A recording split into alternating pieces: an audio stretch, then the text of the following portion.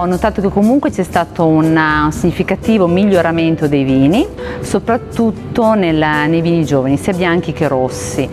Un aspetto fondamentale secondo me che andrebbe approfondito è legato al fatto che bisognerebbe avere più metodo all'interno di ogni piccola azienda nel poter trasmettere i propri vini con un carattere e una personalità più autentica.